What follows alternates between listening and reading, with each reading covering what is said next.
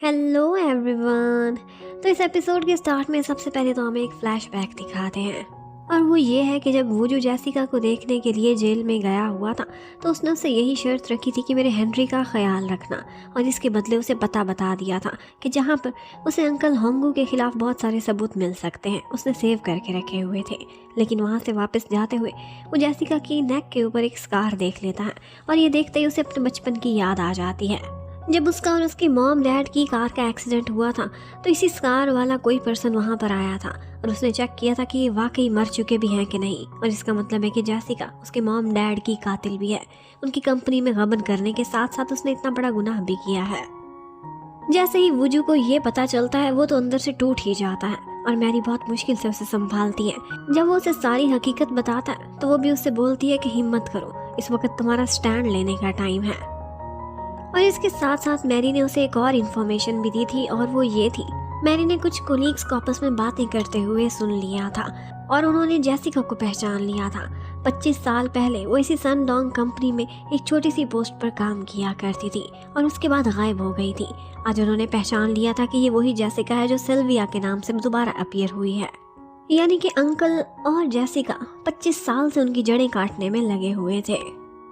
अब अंकल जैसे ही सबूत अपने हाथ में पकड़कर वहां से जा रहे होते हैं तो सामने वुजू खड़ा हुआ था।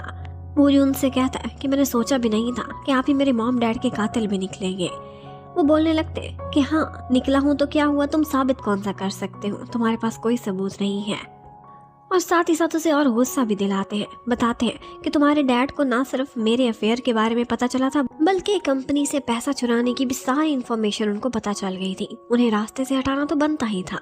अब अंकल बहुत मजे से वहां से जा रहे थे। उन्हें लगता था कि किसी को मेरे खिलाफ कोई सबूत नहीं मिलेगा, लेकिन बाहर ही पुलिस वाले खड़े हुए थे जो उन्हें आते ही पकड़ लेते हैं।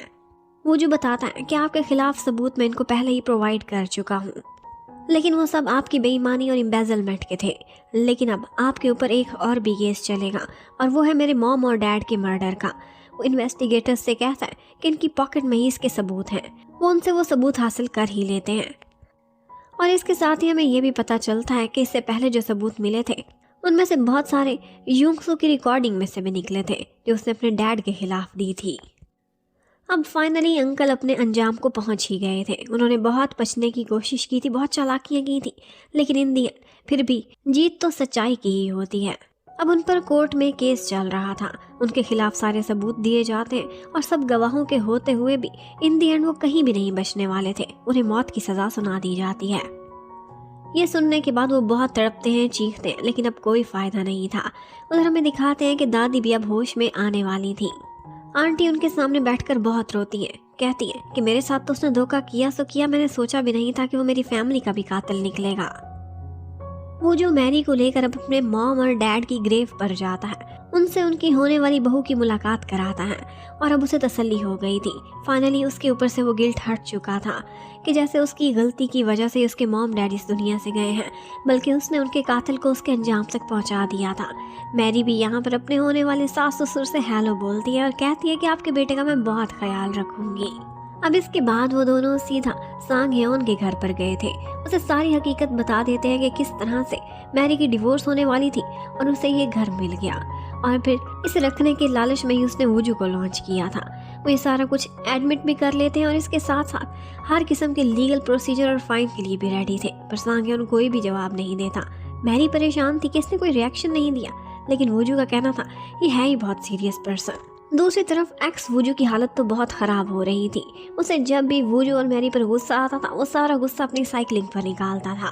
पहले तो उसे फिर भी तसल्ली हो रही थी कि वुजू की कंपनी की कंडीशंस खराब जा रही हैं, लेकिन जैसे ही वो देखता है कि उसकी कंपनी दोबारा से ऊपर उठ गई है, उसे कोई भी नुकसान नहीं पहुंचा, तो उसे बहुत गुस्सा आने लगता है। वो सोचता है कि मुझे ही कुछ करना पड़ेगा।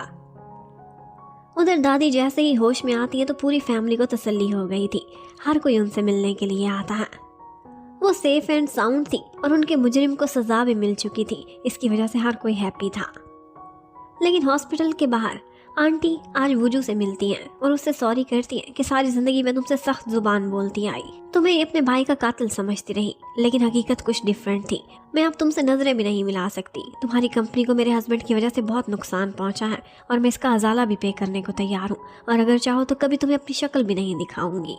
लेकिन वूजू का कहना था कि आंटी आप ऐसी बातें ना करें, मेरे माँ बाप तो इस दुनिया से जा चुके हैं, मेरी छोटी सी फैमिली है, अब आप उसको और भी शरीक ना करें।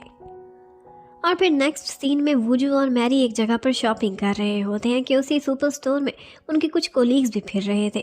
उन्हें देखकर एक दफ़ा वो डर जाते हैं और छुपने की कोशिश करते हैं, लेकिन इन दी एंड फिर भी उनका आमना सामना हो ही जाता है और वो लोग ऐसे प्रिटेंड करते हैं कि जैसे वो इकट्ठे नहीं थे और फिर वो इकट्ठे बैठकर पार्टी करने लगते हैं। यहाँ पर सभी ने ड्रिंक कर लिया था और वो एक गेम खेलने लगते हैं। वूजू की बारी आती है, वो ट्रुथ चूज़ करता है और बताता है कि हाँ मेरी एक गर्लफ्रेंड है और वो बहुत सुंदर है। लेकिन मैरी कोई भी सच बोलने की बजाय वहाँ पर बार बार ड्रिंक किए जा रही थी, कोई भी जवाब नहीं दे रही थी। वूजू को ये सब अच्छा नहीं लग रहा था।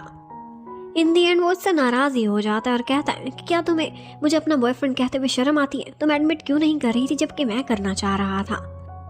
और बस मैरी ड्रंक होकर उसे मनाने की कोशिशों में लगी हुई थी कि इतने में उनके कोलीग्स ऊपर से देख लेते हैं और बस अब बचने का कोई रास्ता नहीं था। वो दोनों रंगे हाथों पकड़े गए थे।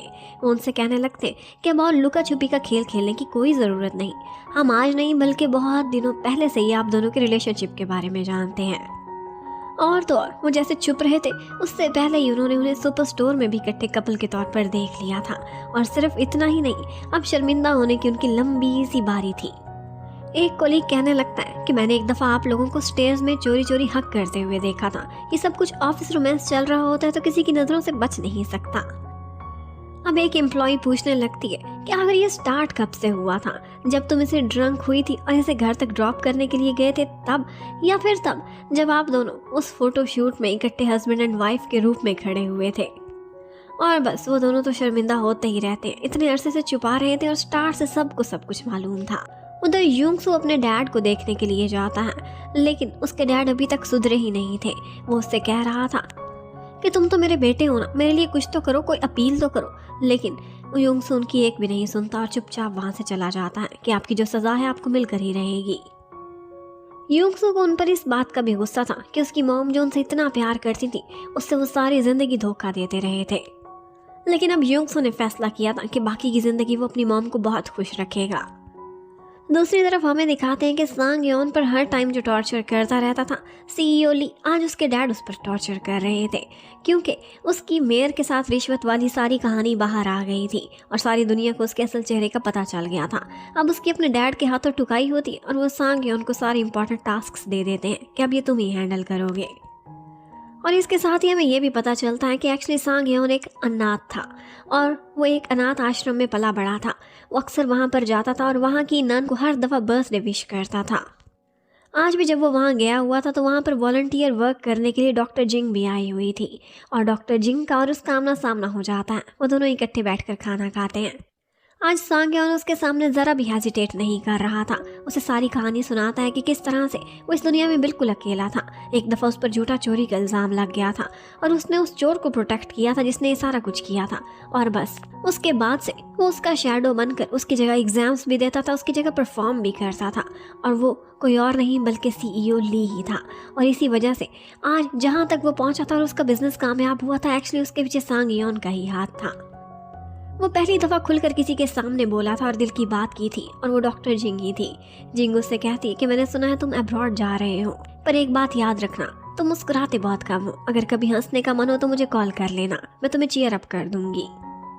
उधर एक्स वूजू वो एक दफ़ा बहुत परेशान बैठा हुआ था और मैरी से मिलने के लिए जाता है, लेकिन वहाँ पर जाकर देखता है तो मैरी और वूजू मिलकर वो घर खाली कर रहे थे।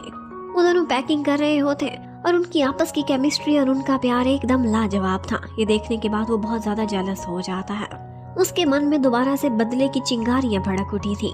अब हमें ये भी दिखाते हैं कि मैरी जब नेक्स्ट मॉर्निंग उठती है तो वो जो उसके लिए नाश्ता बना रहा था और उससे कहता है कि मैं सारी ज़िंदगी तुम्हारे लिए इस तरह से नाश्ता बनाने के लिए तैयार हूँ, बस तुम यस कर दो। और फिर उसके बाद वो जो मैरी को उसके ऑफिस तक ड्रॉप करता है।